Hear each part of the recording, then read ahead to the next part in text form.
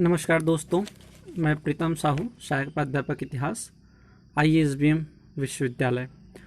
आज हम इस वीडियो क्लास के माध्यम से BA द्वितीय वर्ष भारत का इतिहास, जिसमें हम गयासुद्दीन बलबन पर चर्चा करेंगे।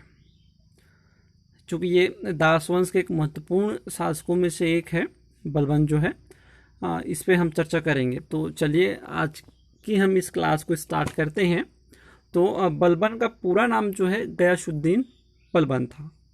इसका जो वास्तविक नाम है गयासुद्दीन बलबन था या इसे एक जो है बहाउद्दीन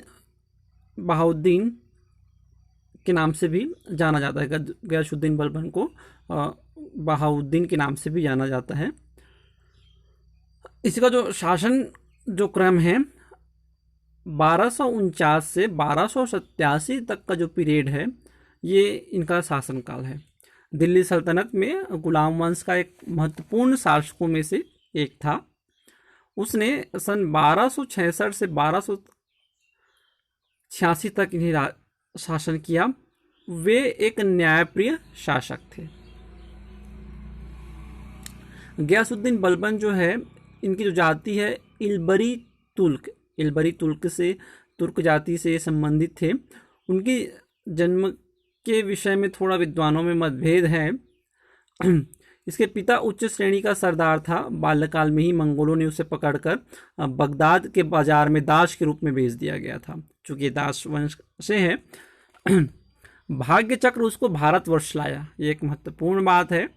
सुल्तान अल्मश ने उस पर दया करके उसे मोल ले लिया। स्वामी भक्ति और सेवा भाव के फलस्वरूप वह निरंतर उन्नति करता चला गया, यहाँ तक कि सुल्तान ने उसे चेहलगन के दल में सम्मिलित कर दिया गया। रजिया के राज्यकाल में उसकी नियुक्ति अमीर शिकार पे हुई।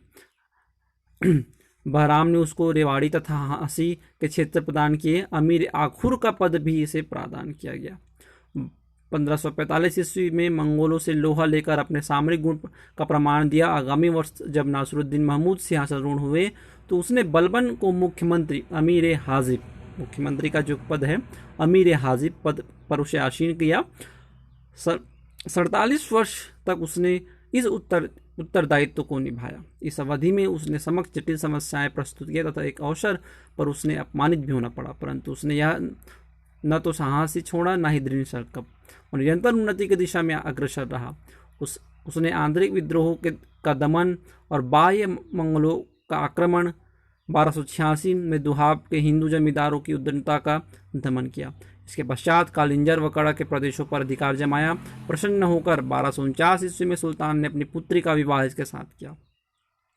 उसको नायाब सुल्तान की उपाधि प्रदान की। 1252 ईस्वी में उसने ग्वालियर, चंदेरी और मालवा का अभियान किया। प्रतिद्वंदियों की ईर्ष्या और द्वेष के कारण एक वर्ष तक वह पदच्युत रहा, परंतु शासन व्यवस्था को बिगड़ते देखकर सुल्तान ने विवश होकर उसे बहाल कर दिया। दोबारा कार्यभार संभालने के पश्चात उसे उद्दंड अमीरों को नियंत्रित करने का प्रयास किया।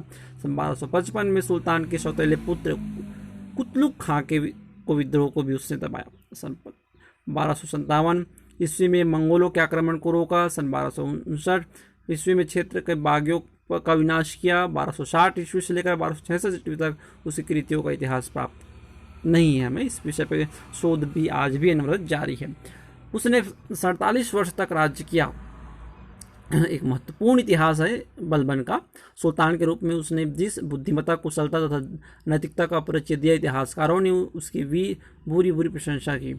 शासन पद्धति को उसने नवीन ढांचे में ढाला, उसको मूलतः लौकिक बनाने का प्रयास किया। वह मुसलमान विद्वानों को आदर करता था, लेकिन राजकीय कार्यों में उसे हस्तक्षेप करने नहीं देता था। एक महत्वपूर्ण बात यह भी है, उसका न्याय पक्षपात रहित और उसका दंड अत्यंत कठोर था। इसी कारण इसकी शासन नीति को लौह रक्त की नीति कहकर संबोधित किया जाता है। वास्तव में इस समय ऐसी ही व्यवस्था की आवश्यकता थी। मंगोलों के आक्रमण की रोकथाम करने के उद्देश्य से सीमांत क्षेत्रों में दृढ़ दुर्गों का निर्माण और इन दुर्गों में शासी योद्धाओं की नियुक्ति। उसने मेवात, दोहाब और कटेहर के विद्रोहों को आतंकित किया। जब तुगरिल ने बंगाल में स्वतंत्रता की घोषणा की जब तुगरिल ने बंगाल में स्वतंत्रता की घोषणा कर दी तब सुल्तान ने स्वयं वहां पहुंचकर निर्दयता से इस विद्रोह का दमन किया।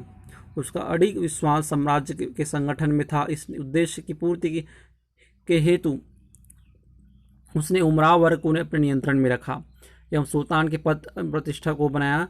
उसका कहना था कि सुल्तान का हृदय दैवीय अनुकंपा की विशेष निधि है, इस कारण उसका अस्तित्व अद्वितीय है। उसने सिजदा एवं पाबोश की पद्धति को चलाया।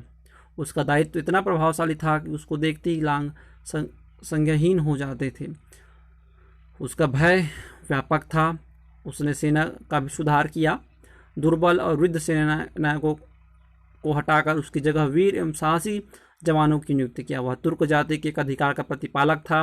वह उच्च पदों में अतुर्क लोगों को उसने हटा दिया। कृति और यश प्राप्त कर वह सन 1287 ईस्वी में मध्य परलोक सिधारा। बलबन के दरबारी फारसी कवि अमीर खुसरो और अमीर हसन थे। नासिरुद्दीन महमूद ने बलबन और उलुग खां की उपाधि दी। बलबन ने फारसी त्यौहार नवरोज प्रारंभ करवाया था।